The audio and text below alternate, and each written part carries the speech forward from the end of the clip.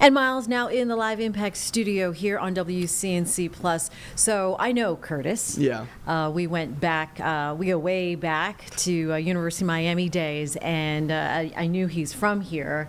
And so that's crazy. We were talking about it off air, like way back when. Yeah. Isn't it wild? No, it really, really is. And I mean, an amazing guy, though, too. And to be able to finally be able to sit down and have a conversation with him, because you had mentioned before we tossed to the story, being able to be impacted by not just Helene, but also Milton as well. And to have that conversation with him, it was interesting because, he was dealing with Helene, tried to get his stuff or belongings and move it down to Florida, but as soon as he got down to Florida, literally Milton had happened as well. And so just kind of like the double whammy as far as the effects of the storm, but getting that chance to kind of hear his eyes and that view and that perspective of like where he lives at, because in Boone he lives up in the mountains, like literally on top of a mountain almost. And so to see even some of the videos and to kind of see some of the aftermath and stuff, really, really interesting to learn just more of the land that you live on, but also the impacts of storms. And when rain, storm damage hits like that, he shows it, and he talks about it, just the impacts and the delays obviously that he dealt with his home. He mentioned that I think it was like 6 months of the delays as far as being pushed out of waiting for that home to be finally finished and put together. And so he talked about it. I mean, being able to finally walk into that house, it just feels so surreal. That is amazing. Yeah, he had just driven up from Florida to move into the home. So at least that first step taken into a new home. But he's still keeping the cabin, right? Yeah, he still has the cabin. Yeah, so that cabin. That was that and that could cave. be a story in itself, I feel like, right? The cabin was something that he had finished and put together and was kind of more rushed onto that too when the Helene storm had happened.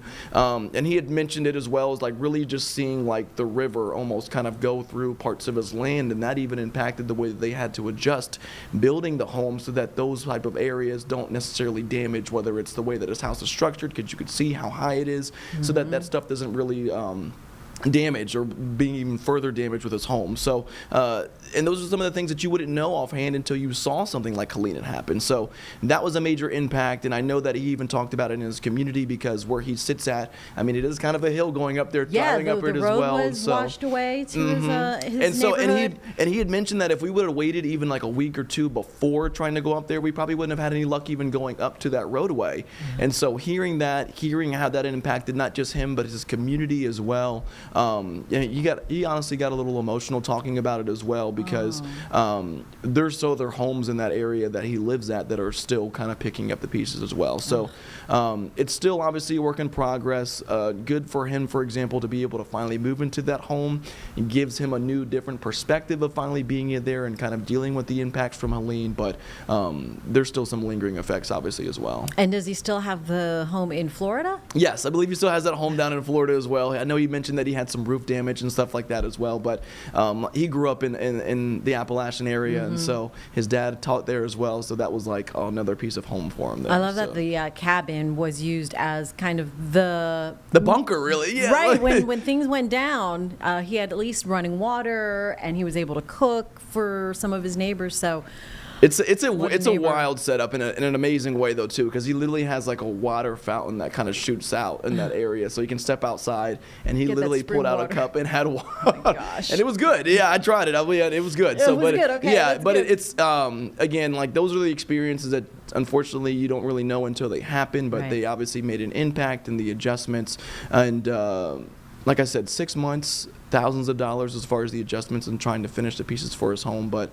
a surreal feeling for him to finally get into his home. Yeah, I mean, so resourceful, and he's a military man, so he's used to trying to just kind of hunker down and do what you need to do to survive. I mean, and that's what we're learning, right, Miles, that people went into survival mode. Yes. And they're coming out on the other side, still in different stages of trying to recover and literally pick up some of the pieces and move on. No, absolutely. And again, that's the thing. Like seeing firsthand that storm from him obviously changed his life and obviously adjusted the way that he lives now. And again, just the way that he views things, whether it's from his home or whether it's in the town of Boone. And like I said, even seeing the impacts that it made in his community. He had talked to me outside of the story for an example of one of the guys in his neighborhood that lost everything.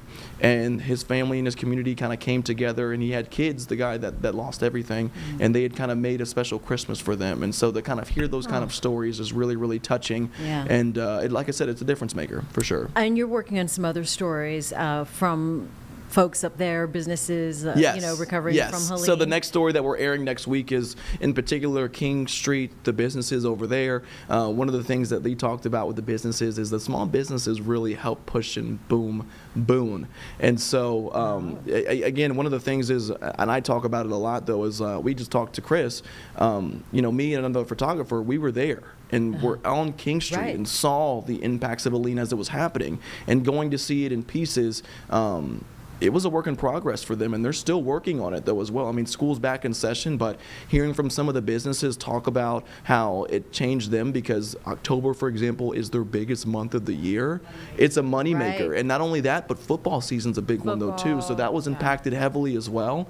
And so that wasn't an unusual fall for them last year. And so for them to kind of try to find that normalcy this year, to see hopefully that foot traffic come back, is definitely something that we're looking forward to showing and covering next week. We as would well. all like to see that as well. It is fun to just kind of walk up and down King Street And I just watch want a little bit of the game. And I just want to say this too. It is beautiful. It is beautiful. I've been gorgeous. able to go up there a couple of weeks. That was my first time going up there in the fall. Obviously, almost a year after Helene. It looks good. It's amazing. All right. It's amazing. All so. right.